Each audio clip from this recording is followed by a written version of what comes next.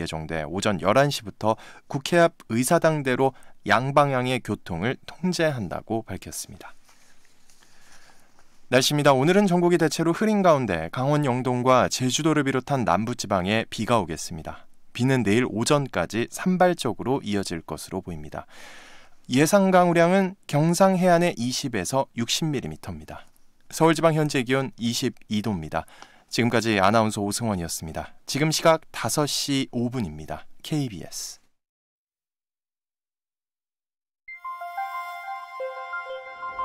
대한민국 중심 채널 KBS 1라디오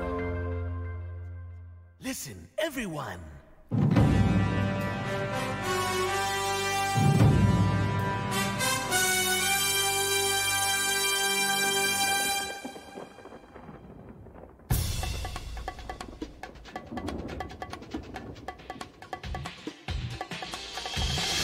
김용민 라이브.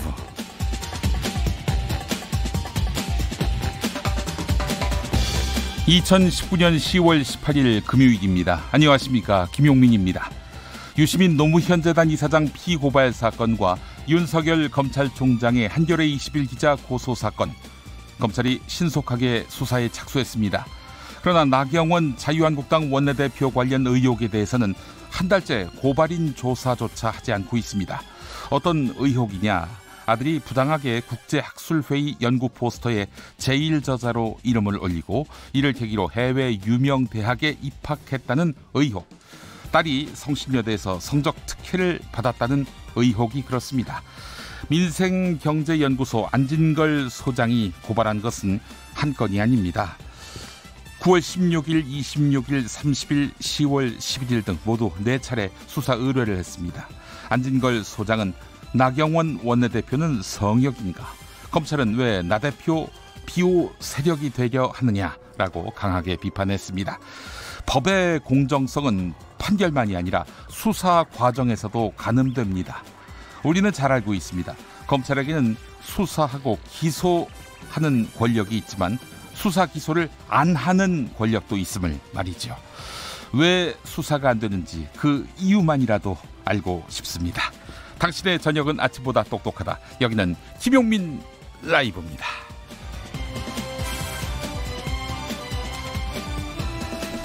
대한민국에서 가장 겸손한 스피커가 되고 싶은 KBS 1라디오 김용민 라이브입니다. 자, 영상으로도 함께 하실 수 있습니다. 유튜브에서 KBS 1라디오 검색하시면요, 김용민 라이브 생방송 영상을 함께 하실 수가 있겠습니다. 한 주간 각자의 자리에서 열심히 달려오셨네요. 이번 주도 정말 고생 많으셨습니다. 주말을 향해 가는 금요일, 신나게 7시까지 달려가 보겠습니다. 여기는 KBS 1라디오 김용민 라이브입니다.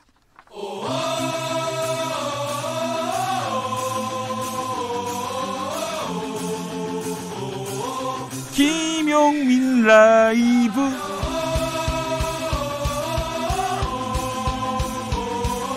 매일 오후 5시 5분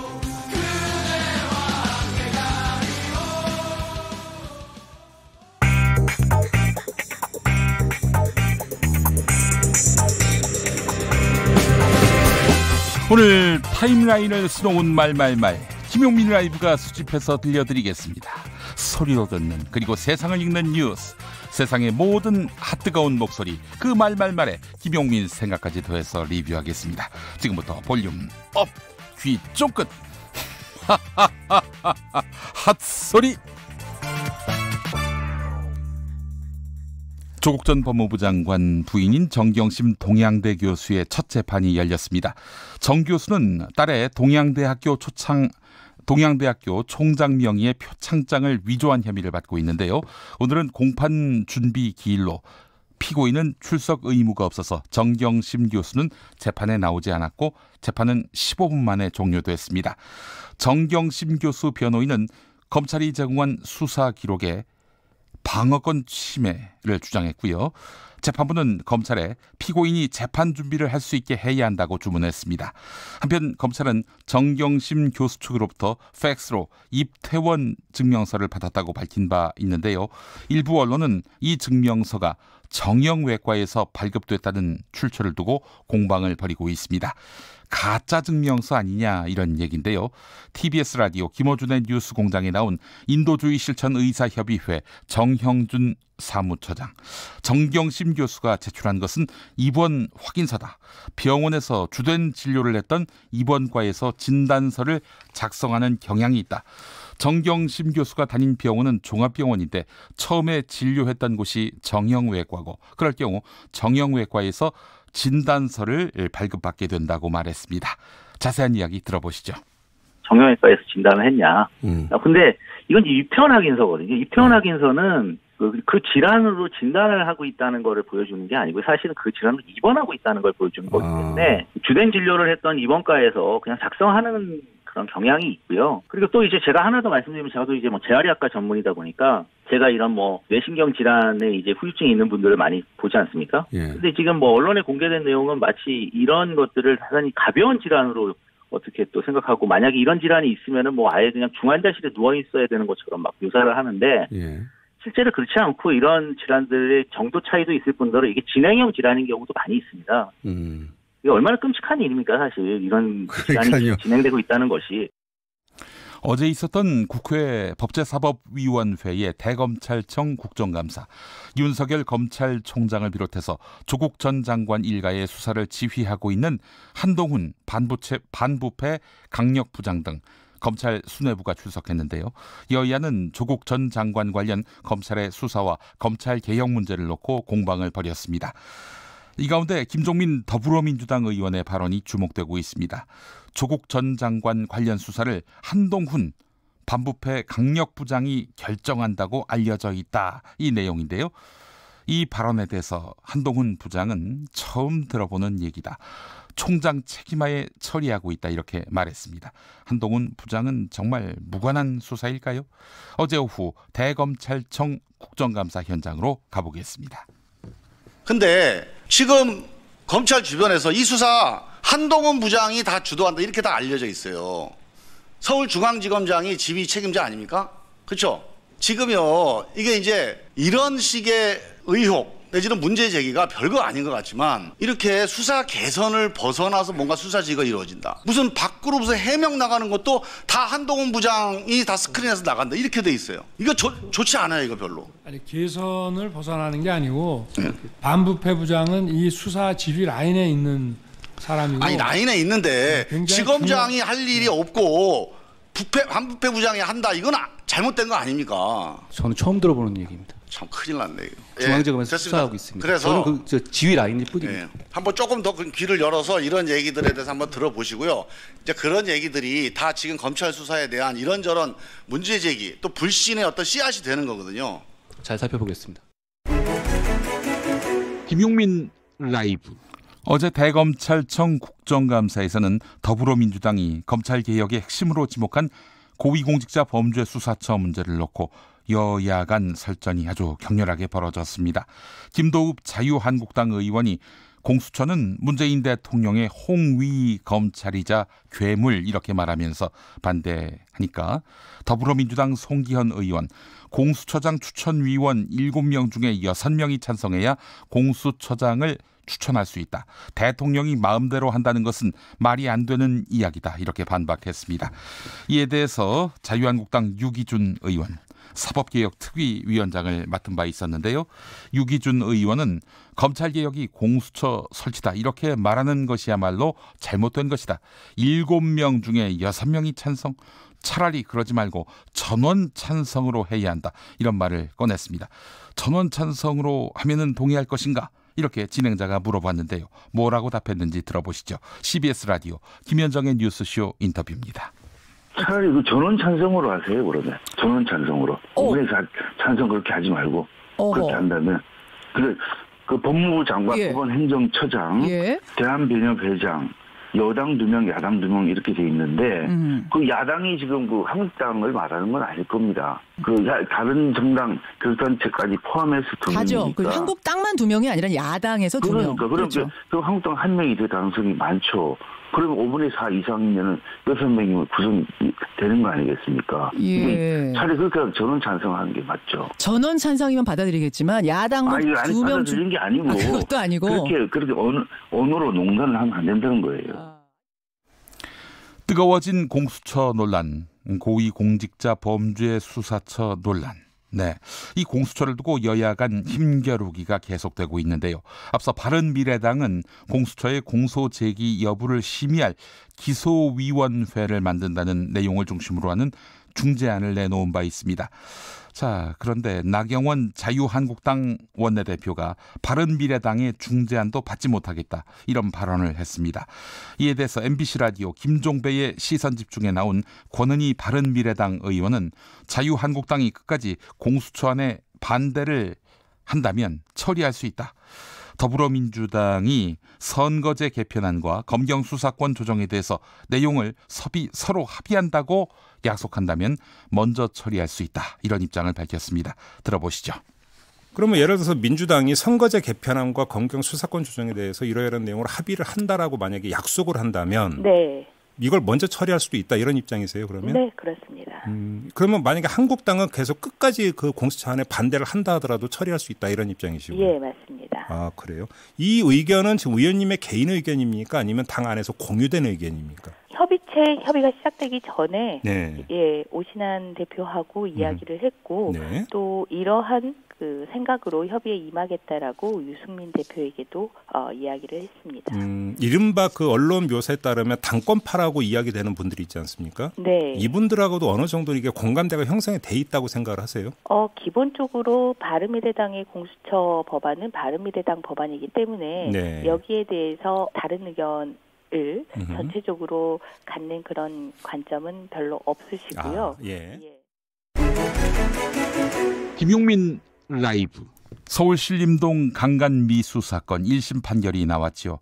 강간미수 혐의는 미수, 주거 침입 혐의는 인정이 됐는데요. 네, 이 판결에 대해서 이수정 경기대 범죄심리학과 교수는 현재 우리나라에 스토킹 방지법이 없다는 것이 문제다, 이렇게 지적했습니다. 외국에는 이미 스토킹 방지법을 시행하고 있다. 스토킹이라는 것이 얼마나 심각한 범죄인지 확실히 알아야 한다.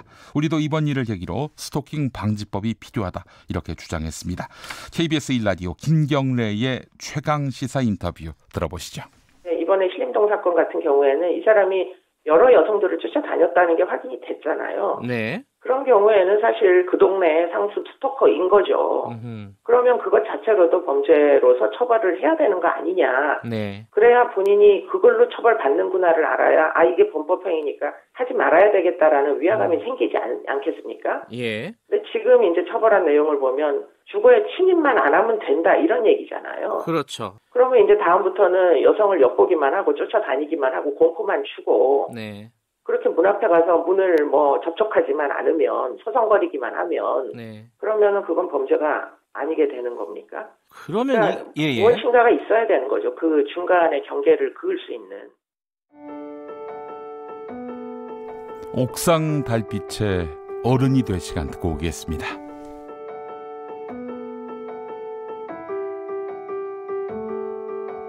우리는 모두 다 어른이 될 시간이 필요해.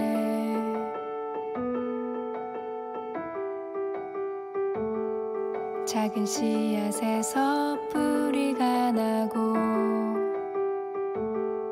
푸른 잎이 하늘을 덮을 때까지 서두르지 않아도 시간은 부지런히 눈에 보이지는 않지만 천천히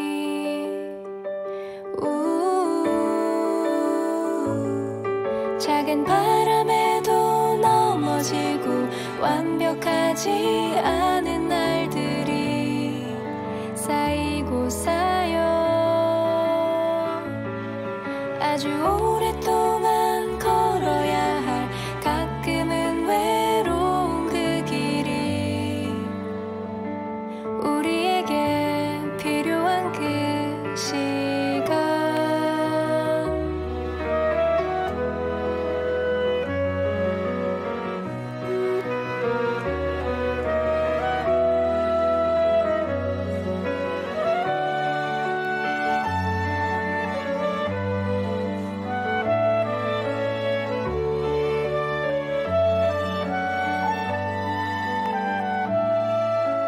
우리는 모두 다 어른이 될 시간이 필요해.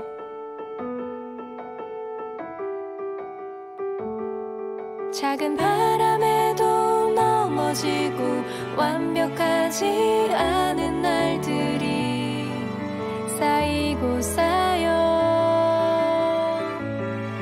아주 오랫동안 걸어야 할 가끔은 외로운 그 길에 끝은 알 수 없지만 좋은 시간 뒤에 숨어 오지 않을 것만 같았던 봄의 시작도 시간을 속이지 않고 반드시 꽃을 선물하듯 우리에겐 시간이 필요해.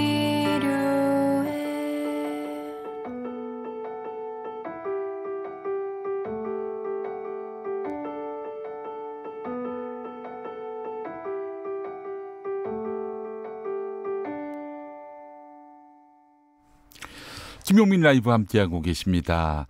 휴대전화 뒷번호 4747번 쓰시는 분, 붉게 물든 석양이 김용민 라이브와 함께 녹아드는 아름다운 저녁. 김용민 라이브를 듣는 것은 깨어있는 시민의 가장 쉬운 최소한의 노력입니다.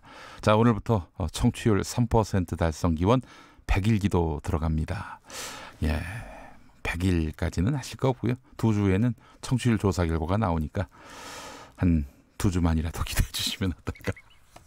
예, 그런 생각을 해봤습니다. 감사합니다. 4747번 쓰시는 분, 번호도 좋습니다. 예. 자, 그리고 0031번 쓰시는 분, 고위공직자 범죄 수사처는 고위공직자를 수사하는 곳이죠. 고위공직자라면 야당보다는 여당이 훨씬 많은데, 정부가 훨씬 많은데 자유한국당이 왜 반대할까요? 자신들이 곧 여당이 될 거라고 여기는 건지, 야당 의원임에도 비위가 많든지, 네, 국회의원도 조사 대상이거든요. 네, 대체 왜 그러는지 궁금해집니다. 라고 하셨습니다. 자, 그리고 9519번 쓰시는 분은 고위공직자 범죄수사처는 독재를 하겠다는 뜻이다. 네, 이런 입장을 밝히셨네요. 류소영님, 공수처 설치하고 봅시다. 구더기 생길까 봐 장 못 담급니까? 라고 반문하셨습니다. 네, 사연 보내주신 분들 진심으로 감사드립니다. 교통정보센터 다녀오겠습니다. 오수미 씨. 네, 시각 교통정보입니다. 남부권에서는 비가 내리면서 사고가 잦습니다. 경부고속도로 서울 쪽 양산 부근 3, 4차로에서 승용차 사고가 났고요. 뒤쪽으로 밀립니다. 반대 부산 방면으로도 동대구 분기점에 있었던 사고의 여파로 2km 막히고 있습니다. 중부 내륙고속도로 양평 쪽으로도 추점터널 부근 1차로에서 승용차 관련한 사고가 있었는데요. 수습은 마무리가 됐지만 여파가 남아 정체고요. 중앙고속도로 지선 김해 쪽으로는 남양산 2차로에 서 있는 고장난 승용차 때문에 뒤쪽으로 막히고 있습니다. 서해안고속도로 서울 쪽 정체 모두 앞에서 30km 가까이입니다. 특히 서평택 일대 지나기가 가장 어려운데 사고의 여파까지 더해져서 그렇다는 점 참고하시기 바랍니다. 지금까지 KBS 교통정보센터였습니다.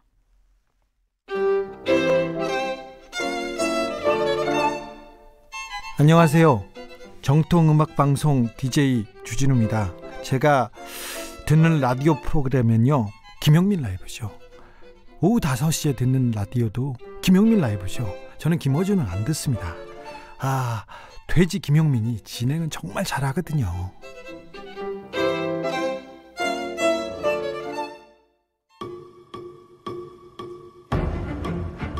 뉴스의 가치를 이야기하고 진짜 뉴스를 찾는 뉴스 감정쇼 뉴스 진품 가품.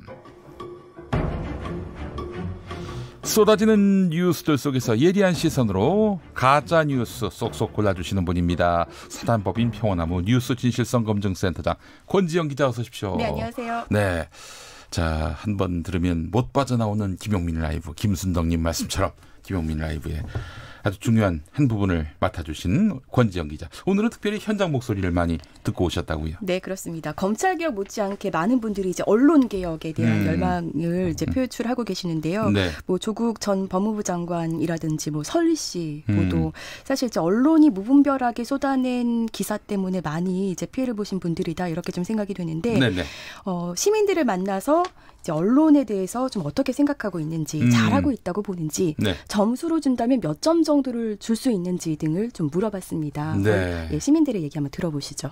언론 보도요? 뭐 잘하는 점도 있고 못하는 점이 있는데 못하는 점이 더 많다고. 제가 미국에서 와가지고 그리고 제가 미국에서 이렇게 보면은 정말 답답했어요. 일단은 지금 뭐 법무부 장관 고1로 뭐 하는 짓인가. 평범한 시민들을 너무 아이돈케어하는 것 같아요. 힘드신 분 많은데 묻히는 뉴스도 그렇고 그걸 너무 이슈를 사고 자기네들이 원하는 방향으로만 가는 것 같은. 저는 안 봐요. 먹고 살기 바빠가지고 뭐. 뉴스를 보긴 하는데 거의 정치 쪽 말고 연예 뉴스만 보는 편이라서. 정치 뉴스를 안 보는 이유는? 그냥 보기가 싫어요. 언론은 좀 개혁을 좀 많이 좀 해야 된다고 생각하고 있습니다. 국민의 진정으로 알릴 그런 것을 좀 알려줘야 되는데 숨기는 것 같고. 이번에 조국 사태 보면서 제일 크게 와닿는 거는 저희 아이가 외고에다 보니까 그 조국 딸 같은 경우 진짜 별거 아니거든요. 그리고 또 저희 아이도 의대를 갔고 그 가는 과정을 저희는 너무나 잘 알고 있는데 보면서 심하구나. 이번에 설리 처음 보도됐을 때 상황 확인 중이라고 떴잖아요. 확인도 안 한 상태에서 계속 막 뉴스만 올라가니까. 근데 언론들이 왜 그러는 것 같아요? 뉴스 그 기사들 실검에 막 오르면 사람들 많이 보잖아요. 그분들도 먹고 살려고. 분별 없이 막 보도하는 것 같아요. 특히 정치 문제가 더. 점수를 주신다면? 점수는 40점밖에 못 줘. 낙지점. 저는 30점? 20점? 40점. 언론의 점수 한 30 정도? 우리가 눈에 보이는 것이 다가 아니잖아요. 자기 파가 있고 우리가 어떻게 한들 뭐 할 수가 없어. 신문은 다 나는 가짜 같은 느낌이 들어요. 근데 이거 개선돼야죠 이제. 야, 뭐 시민들 대부분이 언론에 낙제점을 줬네요.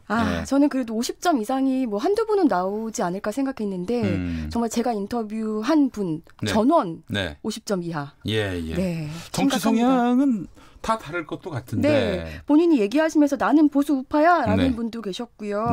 뭐 평소에 자주 보는 이제 매체를 물어보니까 이분은 좀 진보적인 성향이구나 이렇게 느낄 수 있는 분도 계셨는데 이런 정치 성향을 막론하고 모두 언론의 점수를 후하게 주지 않았습니다. 그리고 좀 젊은 층의 경우는 확실히 관심이 없다는 분들이 좀 많이 계셨고요. 정치 사회 이슈에 대해서. 네, 그렇습니다. 하지만 이제 국민이 관심을 끊어버리면 가짜 뉴스는 더 기승을 부릴 거잖아요. 그래서 물어봤습니다. 혹시 언론 기사를 볼 때 좀 나만의 어떤 분별법이 있는지, 가짜 뉴스를 걸러내는 방법을 좀 알고 있는지 한번 들어봤습니다. 가짜뉴스 분별하는 나만의 방법 이런 거 있으세요? 좀 찾아보죠. 인터넷 같은 데 찾아보면은 어떤 게 진짜인지 저도 잘 모르지만 대통령을 비방하고 하는 그런 게 많이 나온다고 속지 말라고 그렇게 방송도 나오고. 그 뉴스가 긴가민가 하다 싶으면 거기에 대해서 이제 정보들을 찾아보는 편이죠. 요즘 인터넷이 워낙 발달되어 있으니까 처음 딱 봤을 때 뭔가 글이 되게 짧거나 이러면 그냥 바로 꺼버리고. 크게 생각 많이 안 했던 것 같은데 저는 어느 매체 걸 봐야 되는지 저는 사실 잘 모르다 보니까 뭐가 맞고 뭐가 틀린지 이런 게 조금 힘들어서. 개인적인 건데 저는 좀 모임을 많이 나가요. 그래서 그런 데서 듣는 이야기와 근거 자료와 그런 거를 보고 지금 뭐가 잘못됐구나. 가짜를 진짜처럼 하잖아요. 관심. 저는 뭐 이것저것 다 보고 있어요. 이제 일이 바빠서 뉴스를 못 보는 사람이 많아요. 진짜 많아요. 이제 그런 분들은 누가 이렇게 전하면은 그게 진정 맞는지 알고 그냥 그래? 이렇게 하지만은 5분 10분에도 관심을 좀 뉴스에 관심을 가져주면은 그건 바로 발견하죠. 관심을 가지고 보면 가짜 뉴스는 바로 발견할 수 있다. 이 말씀. 그리고 이 밖에도 이런 말씀하시는 분들이 꽤 많았어요.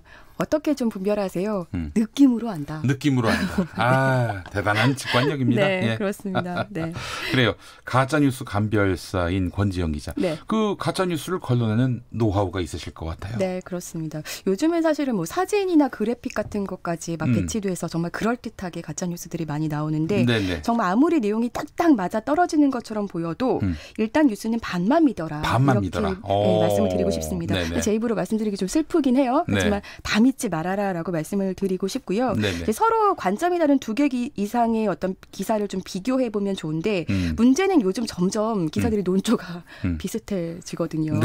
네, 이런 문제가 있어서 요즘은 그나마 좀 믿을 수 있는 언론을 찾고 또 신뢰할 수 있는 기자의 이름을 확인하면서 읽는 것을 좀 권해드리고 싶습니다. 네. 그리고 이제 세 번째 부분, 저는 이 부분만 잘해도 반은 걸러낼 거라고 예상을 하는데요.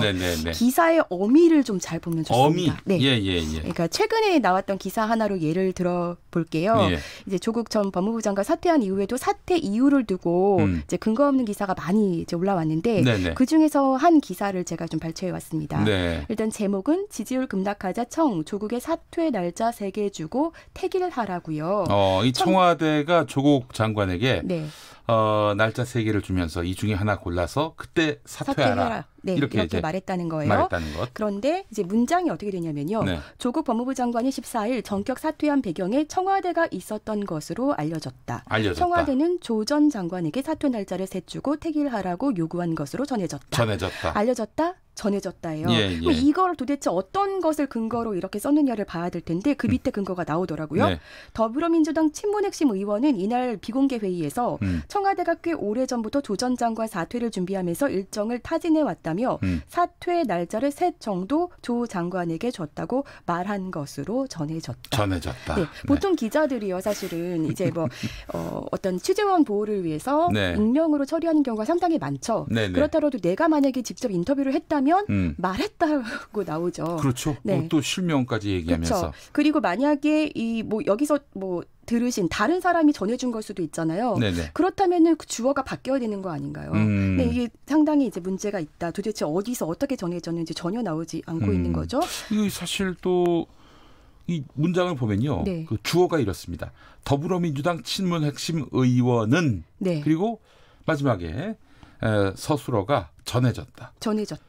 의원은 전해졌다. 이게 주술관계가 호응이 안 돼요. 네, 맞습니다. 네. 그런데 이런 기사들이요 상당히 많다는 거죠.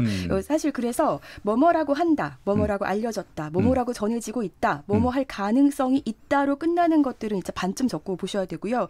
사실 이런 표현들이 기사를 쓰다 보면 이제 핵심적인 얘기를 하고 부연 설명에는 뭐 한두 개 들어갈 수가 있어요.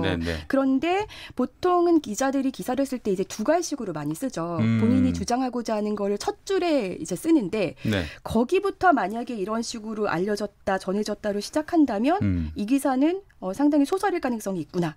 이렇게 보셔도 저는 무방하다고 봅니다. 제가 방송에서 이런 말 많이 씁니다. 그런 소문이 있어요. 이거는 바로 전해졌다, 알려졌다. 이 기사를 풍자하기 위한 겁니다. 그래요.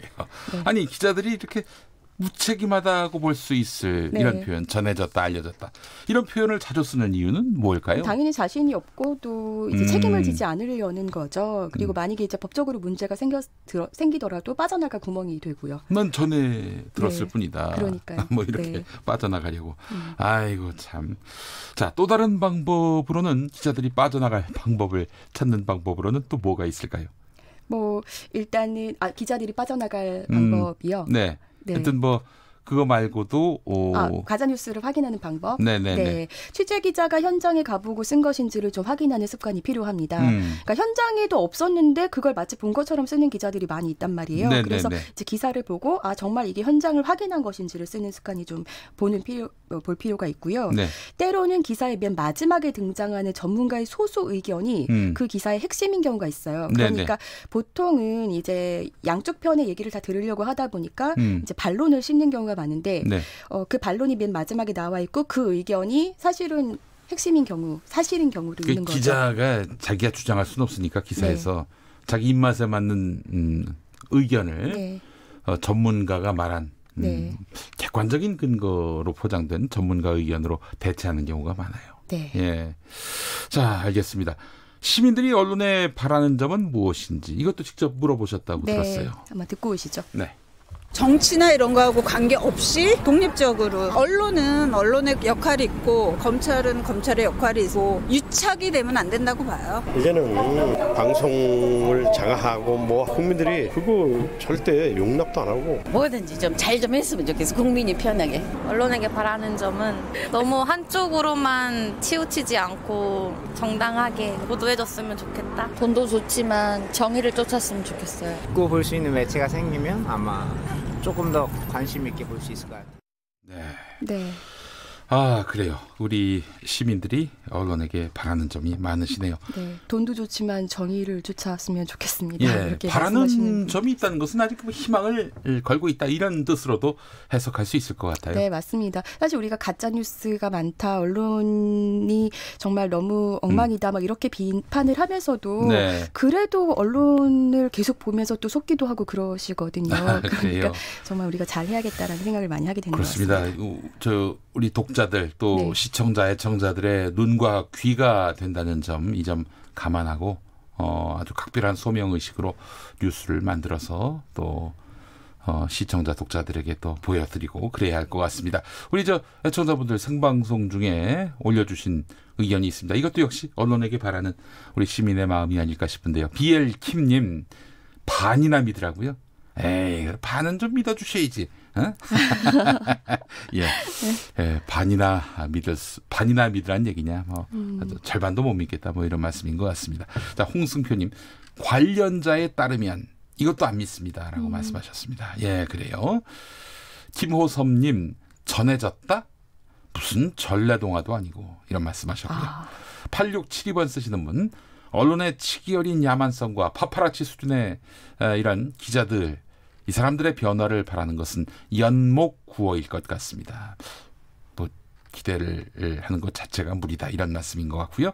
어준장님 지긋지긋한 기성 언론들 KBS도 똑같다 이런 말씀. 네, KBS 구성원들이 새겨 들을 것입니다. K75792405번 쓰시는 분 언론은 꼭 중립을 지켜야 합니까?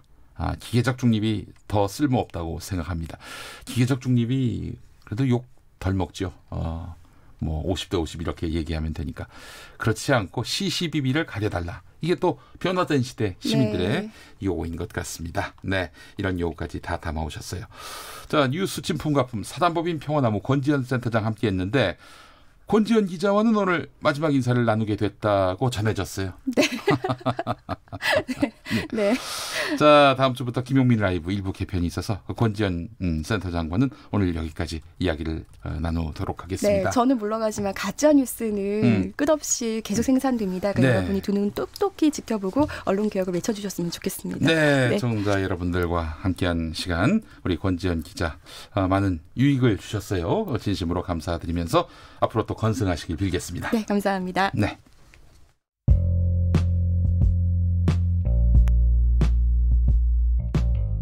당신의 저녁은 아침보다 똑똑하다.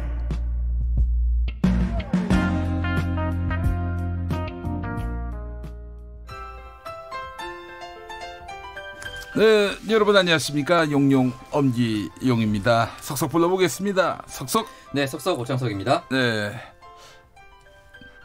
잘 지내셨군요. 네, 잘 지냈습니다. 네. 뭐. 오랫동안 사귀었던 정든 미세 뉴스. 네, 저는 오늘 미세 뉴스 보세와 작별을 하는 현장에 나와 있습니다. 네, 그렇습니다. 오늘로 정들었던 미세 뉴스 보세 시즌 1을 마무리하게 됐습니다. 네, 많은 시민 여러분들의 환송 속에 미세 뉴스 보세 손을 들며 마지막 인사를 하고 있습니다. 석별의 정을 나누는 현장에서 몇 분 만나보겠습니다. 가장 먼 곳에서 온 분입니다. 트윗 요정 도널드 트럼프 대통령. Hi everyone. 그동안 정 들었는데 다시 만날 날이 있을 거라 믿어요. 잘들 지내요? 네, 이어서 트럼프와 친해지길 바라. 김정은 북한 국무위원장도 자리해 주셨습니다. 내 책상 위에 KBS 1라디오가 나오는 트랜지스터가 있다는 것. 이것은 결코 안녕은 영원한 헤어짐은 아니라는 것. 그것일 것입니다. 네, 김정은 위원장님 들어가시고요. 다음 분 요즘 바쁘실 텐데 오늘은 엿 소포를 두 손에 들고 스튜디오를 찾아주셨네요. 네, 이 자리에 제가 빠질 수 없죠. 네, 김용민 라이브 제가 좌고우면 하지 않고 법에 따라 엄정히 하루에 2시간씩 애청하겠습니다. 정말 아쉬운 현장입니다. 마지막으로 이분 이제 교수님이라고 불러야겠죠. 조국 교수님 한 말씀 해주시죠. 김용민 라이브 앞으로 잘 먹고 잘 사는지 내몰라를 하지 않고 지켜보겠습니다. 맞으면서 정치율 1위까지 쭉 가십시오. 응원하겠습니다. 미세뉴스 보세. 오늘의 뉴스는 박수 칠 때 떠나라. 미세뉴스야 그동안 즐거웠다. 자, 시사평론가 김수민 씨, 오창석 씨 어서 오십시오. 네, 반갑습니다. 네, 안녕하세요. 네, 꽁트에서 나왔습니다만은 다음 주 김용민 라이브 가을 개편을 맞아서 미세뉴스 보세 시즌 1의 마지막 시간을 오늘 꾸미게 됐습니다. 박수 칠 때 떠나는 미세뉴스 보세. 박수 치면서 즐겁게 인사를 나눴으면 좋겠습니다. 네, 자, 우리 마지막 시간 김수민 평론가가 준비한 첫 번째 뉴스부터 만나보도록 하겠습니다. 네, 오늘 검찰이 국회 방송을 압수수색했습니다. 패스트트랙 안건 지정 과정에서 국회 내 물리력 행사가 벌어졌던 그 사건을 수사 중이었죠. 네, 오늘 서울 영등포구에 위치한 국회 방송을 압수수색해서 관련 자료를 입수하고 있습니다. 왜 국회 방송이냐? 글쎄 말이에요. 국회 방송에서 당시 여야 충돌 때 촬영을 했었죠. 그 영상을 확보하는 것으로 그렇게 전해지고 있고요. 어떤 자료를 확보 중인지 구체적인 내용에 대해서 아직까지는 검찰 관계자가 당연한 일이겠지만 밝히지는 않고 있습니다. 제가 알고 있기는 말이죠. 이 국회 패스트트랙 사태 났을 때 네. 그때 국회 방송뿐 아니라 다른 방송에 고화질 영상을 경찰이 다 입수한 것으로 알고 있거든요. 네. 국회 방송에서 특별히 더 얻어갈 압수수색할 자료가 있는지 궁금한데요. 알 수는 없겠죠. 일단 압수수색 영장을 받았을 때는 법원으로부터 발부받았을 것이고 법원이 그래 가져와라라고 해서 발부를 했을 테니까 말이죠. 예, 그래요. 어떤 자료를 확보 중인지 구체적인 내용은 밝힐 수 없다고 전했는데 어쨌든 이게 패스트트랙 수사가 이제 시동을 걸었다고 봐야 될까요? 수사 자체야 경찰부터 시작을 했고 네. 이제 검찰이 넘겨달라 해서 하고 있는 상황이라서. 네. 근데 이제 아마 회기 중이고 하고 이제 정치권의 역대 관행을 봤을 때는 소환 조사가 빨리 이루어질 것 같지는 않습니다. 네. 근데 관건은 꼭 소환을 하지 않는다고 해서 기소를 하지 말라는 법은 없거든요. 기소가 언제쯤 될 것이냐. 네. 이걸 지켜보면은 얼마나 진행을 하고 있는지가 나올 것 같습니다. 김선미님. 아니 그렇다면 국회 방송에다가 제출 요청하면 되지 굳이 압수수색을 할 이유가 있었는가? 압수수색에 재미를 붙이셨나? 이렇게 또 물어보셨네요. 이 압수수색에 대해서 오해들이 좀 있으신데 TV 드라마 보면 막 옷 다 해치고 종이 다 쏟아붓고 이런 걸로 알고 계시는 분들이 있어요. 또 큰 박스에 뭘 싣고 나오는 그런 모습이 근데 이제 압수수색에 목록이 다 있는 것이고 거기에 따라서 자료를 내주십시오 하면 내주는 거고 컴퓨터 같은 경우도 막 들고 가지 않습니다. 이미징을 해가지고 쉽게 얘기하면 떠서 가는 거죠. 그래서 압수수색이라고 해서 굉장히 막 털린다. 이렇게 이해할 필요는 없을 것 같습니다. 그래도 아무래도 강제성이 있다 보니까 국회 방송이 뭔가 그 자료를 다 내줄 것 같지 않아서 이렇게 압수수색하는 면도 있지 않을까요? 그럴 수도 있는 거겠고 확실하게 해두겠다 이런 차원이 있겠죠. 그리고 수사의 의지를 보여주는 차원에서. 네, 그리고 공공기관 같은 경우에 본인이 다니시는 분들이 잘못한 게 없으면 그냥 압수수색에 협조하면 그만이죠. 네, 알겠습니다. 하여간 상징적인 효과도 노린 것 같아요. 검찰이 우리가 패스트트랙 수사도 하고 있다. 열의를 내고 있다. 이런 점을 보여주기 위한 목적인 것 같습니다. 네, 오창석 평론가 다음 소식. 네, 어제 국정감사장에서 있었던 내용입니다. 더불어민주당의 이철희 의원이 전 정권과 비교했을 때 현 정권의 중립성에 대해서 어떻게 생각하느냐는 질문에 윤석열 검찰총장이 MB 정권 같은 경우는 측근이라든지 이런 부분이 있어서 굉장히 쿨하지 않았나 이렇게 생각한다고 얘기를 했습니다. MB 정권이 쿨했다. 네, 여기에 대해서 이제 많은 또 기사들 또는 반응들이 쏟아졌는데요. PD 수첩의 한학수 MBC PD는 이명박 정부는 쿨했다고 표현한 윤석열 검찰총장에게 쿨하지 못해 미안해라는 기사를 공유하면서 PD 수첩은 이 당시 죽음과도 같은 암흑 시절을 보냈고 PD들과 작가들이 체포되고 수갑을 차야만 했던 그런 시대였다고 이야기했습니다. 당신의 쿨함이란 도대체 무엇이냐고 묻지 않을 수 없다라고 비판을 했는데요. 이 당시에 PD 수첩이 소고기 수입 관련된 보도 내용을 내보낸 뒤에 정부 비난을 목적으로 일부 증거가 조작됐다는 주장에 따라서 검찰의 명예훼손으로 기소가 됐습니다. 네. 3년이 넘는 공방 끝에 2011년 대법원에서 제작진 전원 무죄가 나온 바가 있습니다. 네, 검찰이 무리한 기소를 했다 이런 얘기인 것 같은데 말이죠. 근데 윤석열 총장이 왜 그런 얘기를 했을까요? MB 정권이 가장 쿨했다라고 말하는 사실 역대 정권, 현 정권과 현 정권을 포함해서 그 모든 정권을 통틀어 가장 검찰의 중립을 보장했던 정부가 어느 정부였냐라고 물어보면은 이걸 뭐 제가 굳이 말씀드려야 하느냐. 그에 대해서는 발언하지 않겠다. 이러는 게 훨씬 그래도 뭐 좀 검찰총장으로서 적절하지 않았겠는가 이렇게 보는 시각도 있더라고요. 거기에 대해서 대검찰청에서 오늘 입장을 내고 가장 쿨한 정부였다고 얘기한 적이 없다. 이철희 의원이 말을 끊었기 때문에 그다음 얘기를 하지 못했다라고 일단 그래요? 오늘 해명이 나왔어요. 네. 그래요. 근데 이제 이거는 뭐 그 이명박 당시 대통령 형 조사할 때 본인 그러니까 검찰 차원보다는 윤석열 본인의 어떤 경험이라든지 그 부분에 대한 얘기를 하는 것 같아요. 근데 이제 얘기하다가 이철희 의원 측에서 MB가 가장 쿨했다고 하니 조금 민주당 의원으로서는 어이가 없지 않겠습니까? 그래서 고양이 하품 뭐 이런 얘기를 하다가 이게 질의응답이 끊어지면서 그 다음에 무슨 말을 하려고 했는지는 알 수가 없는 것 같습니다. 네, 그래요. 끝까지 윤석열 총장의 말을 들었으면 어땠을까 하는 생각이 드는데 이철희 의원이 말을 끊긴 했어요. 예. 대검찰청 대변인실의 해명이 나왔습니다. 윤석열 총장이 과거 본인이 직접 처리한 사건을 예로 들면서 이명박 정부에서부터 현 정부까지 순차적으로 검찰 수사 과정의 경험과 소회를 답변하려 했다면서 특히 현 정부가 검찰의 구체적 사건 처리에 관해 일체 지시하거나 개입하지 않은 점을 설명하려고 했다 이렇게 강조를 했는데 그 말씀을 안 하셔가지고 더 이야기가 커진 것 같습니다. 예. 그래서 이제 그 국회에 출석을 하는 공무원도 자기 말이 뒤에 끊어질 경우를 좀 대비할 필요가 있어요. 그래서 두괄식으로 설명을 하면 좀 오해의 여지가 없습니다. 네, 알겠습니다. 두괄식. 자, 김수민 평론가 다음 소식은 뭡니까? 네, 오늘 조국 전 법무부 장관의 배우자죠. 정경심 동양대 교수 공판 준비 기일이 열렸습니다. 그렇습니다. 공판 준비 기일은 피고인이 출석할 의무가 없기 때문에 정 교수는 법정에 나오진 않았고요. 여기서 문제가 된 것은 이제 공판 준비 과정에서 필요한 그 수사 자료의 열람입니다. 이 문제는 항상 이제 법 쪽에서도 좀 논란이 돼서 아직까지 정리가 안 되고 있는 상황인데 일단 정 교수 측에서는 당연히 좀 어떤 증거 목록이라든가 이런 공판 준비를 위해서 자료를 열람할 필요가 있는데 확인이 안 된다. 피고의 그 방어권을 위해서. 그리고 이제 검찰 입장에서는 이것도 계속 뭐 똑같이 나오는 반박인데 사문서 위조 혐의와 관련된 종범 수사가 진행이 되고 있고 수사에 장애를 초래할 수 있다라면서 반박을 했어요. 근데 이제 재판부 쪽에서는 일단은 증거 목록이나 사건 목록이라도 정 교수 측에 주는 게 맞고 거부를 하더라도 포괄적으로 하지 말고 구체적으로 이것은 이러이러해서 안 된다라고 해라라고 권고를 했습니다.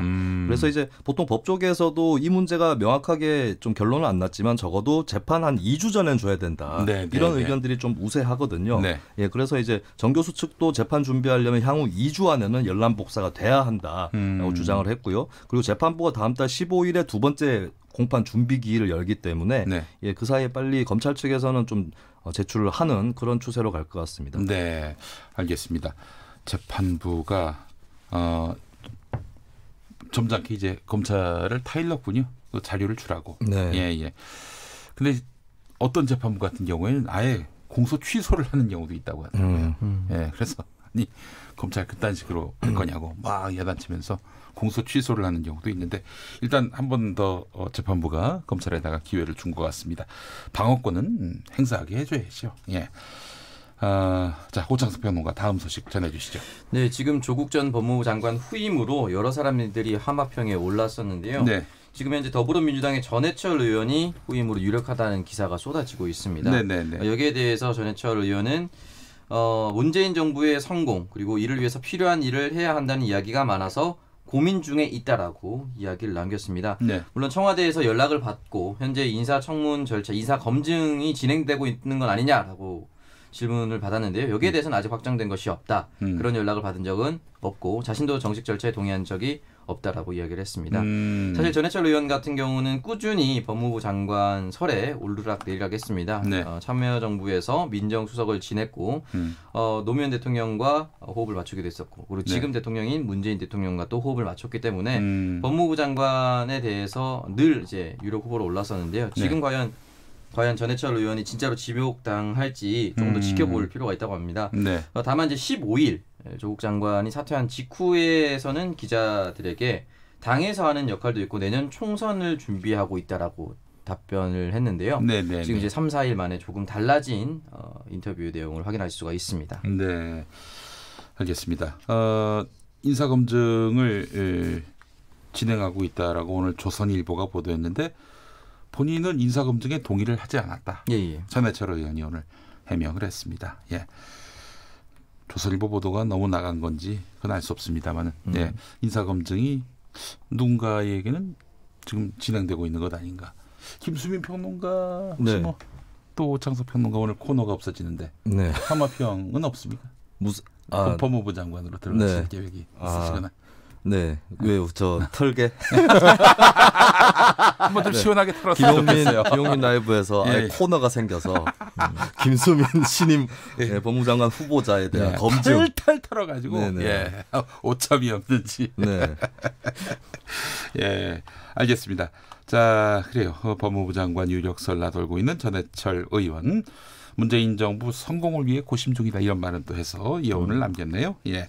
자, 김수민 평론가 다음 소식은 뭡니까? 네, 자유한국당 김성태 의원의 딸의 KT 특혜 채용과 관련한 재판이 오늘 또 열렸는데요.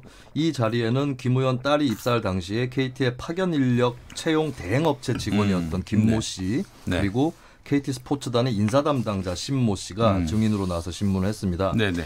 이 채용 대행업체 직원인 김모 씨 같은 경우는 그 인사 담당자인 신모 씨가 김 의원 딸을 파견 계약직으로 채용할 것을 결정한 다음에 연봉과 근무 시작일을 통보해왔다라고 밝혔는데요. 네네. 네, 이런 과정이 굉장히 이제 예를 들면은 이제 김 의원 딸의 자택이나 근무지 사이에 거리가 멀기 때문에 보통은 탈락할 가능성이 높은데 좀 이례적이었었다라는 증언을 했어요. 그리고 KT 스포츠단의 신모 씨, 인사 담당자인 신모 씨는 당시 상급자였던 이모 사무국장한테 이 사람, 그러니까 김 의원의 딸을 뽑으라는 지시를 받고 행정처리를 했다. 파견 계약직을 이런 절차로 뽑은 적은 처음이었다라고 밝히면서 그러니까 그동안에 뭐 비정규직이었다가 정규직화된 과정에 대해서도 많은 의문이나 의혹이 제기돼 왔지만 오늘 재판에서는 처음에 애초에 파견직으로 채용할 때부터 좀 문제가 있었다라는 그런 증언이 있었던 겁니다. 네. 알겠습니다. 아이고 뭐 재판이 진행될수록 김성태 의원에게 불리하게 전개되는 것 같아요. 뉴스만 접하다 보면 말이죠. 네. 김성태 의원은 뭐 여태 부정 채용 이런 건 없었다. 부당한 수사다라고도 얘기를 했습니다. 네. 오창석 평론가 다음 소식은 뭡니까? 네, 국정감사 소식 계속 이어지고 있는데요. 지금 국무조정실 그리고 국무총리 비서실 등의 국정감사가 진행됐습니다. 이 자리에서는 이제 이낙연 국무총리 사퇴 그리고 사퇴를 포함한 거취에 대한 이제 질문이 쏟아졌는데요. 먼저 자유한국당의 김성원 의원은 정운현 국무총리 비서실장을 향해서 총리가 사퇴하나 말씀이 없었냐라고 공세를 퍼붓고 여기에 대해서 정운현 비서실장은 특별한 말씀이 없었다. 일정 조정 같은 것도 없었고 그리고 사퇴에 대한 정정보도 요청을 했지만 이루어지지 않았다. 기사 일부는 수정했다라고 이야기를 했고요. 김정은 자유한국당 의원은 총리 사퇴 여부에 대한 상황을 비서실장은 알 것 아닌가. 사퇴하는 건가 마는 건가 이런 질문을 던졌고 정운현 비서실장이 언젠가는 사퇴하지 않겠나라고 이야기를 해서 웃음을 자아내기도. 천년만년 할 수는 없으니까. 그렇죠. 네. 웃음이 터지기도 했었는데 일단은 정운현 비서실장은 끊임없이 이제 사퇴 시점이라든지 그런 부분에 대해서는 불분명하다라고 얘기했고 다만 그걸 굳이 국정감사 때 물어봐야 됩니까? 이 국정감사 때 물어볼 사안인가요? 그건 뭐 대정부 질의가 뭐 다음에 있다면은 그 기회를 이용해서 물어봐도 될 것인데 국정감사의 귀중한 시간인데 말이죠. 사퇴 여부에 대해서 이렇게 국무총리의 행적이라든지 행동 또는 뭐 그동안의 발언 이런 것들을 이제 돌이켜 볼 수 있는 것이 국정감사라고 보는데 지금 사퇴 시점을 묻는 것이 과연 어떤 의미가 있는가 그런 생각이 좀 들기도 합니다. 네. 여기에 대해서 이낙연 총리 소식 하나 짧게 더 전해드리면요. 일단 아베 신조 총리와 24일에 짧게 만나서 면담할 예정이라고 기사가 나왔습니다. 다음 주 수요일에요? 예, 맞습니다. 면담은 10분에서 한 20분 정도 진행될 것이라고 밝혔고 한일 관계 개선을 위한 의지 표명을 할 것이다라고 총리실이 직접 밝히기도 했습니다. 예, 24일이면 다음 주 목요일이군요. 예, 다음 주 목요일이에요. 네. 알겠습니다. 그래요. 자, 오창석 평론가 계속해서 다음 소식은 뭡니까? 네.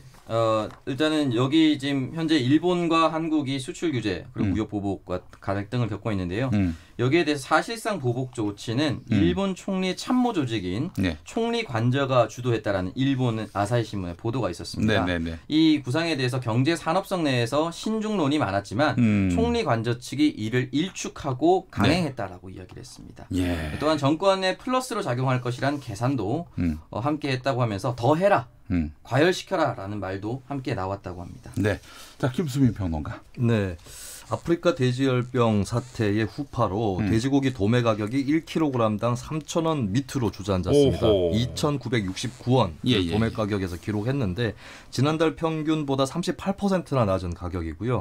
지난달 17일에 이 열병이 확진이 된 직후에 처음에는 전국 일시 이동 중지 명령이 발동이 되기 때문에 수급이 경색됩니다. 그러면서 일시적으로 잠시 돼지고기 가격이 상승했는데 사태가 장기화하면서 수요 위축으로 하락세를 보이고 있는 상황이고요. 양돈업계는 전국 대형마트 등지에서 대대적인 할인 행사를 펼치면서 소비를 부채질하는 데 일단 안간힘을 쓰고 있습니다. 알겠습니다. 정부의 수매 조치가 원활하게 이루어지고 있는지도 궁금해지는데 조금 지연되고 있는 분위기가 지연되고 있다는 소식도 전해지고 있고요. 알겠습니다. 자, 6시 첫 뉴스를 맞춰라 여러분들 많이 응모해 주시기 바라겠습니다. 샵 9730 짧은 문자 50원 긴 문자 100원 콩으로 보내시면 무료입니다. 자, 벌써 6205번님 보내셨어요. 6시 첫 뉴스는 정경심 교수 입퇴원 증명서 관련한 소식이 될 것 같다라고 말씀하셨습니다. 김수민 평론가 어떻게 예측하십니까? 그 문재인 대통령의 한 여론조사 기관에서 직무수행 긍정평가율이 40% 밑으로 나왔는데 그 소식과 함께 청와대가 일희일비하지 않겠다라고 반응을 나타낸 그 소식이 첫 번째가 될 것 같습니다. 네. 자, 오창석 전 윤석열 총장 쿨했다 이 발언에 대한 대검찰청의 해명이 첫 뉴스로 나올 것 같습니다. 네, 알겠습니다. 자, 6시 첫 뉴스 어떤 뉴스가 나올지 귀 쫑긋 세워보면서 여러분들 많이 또 응모해 주시기 바라겠습니다. 6시 5분에 돌아오겠습니다.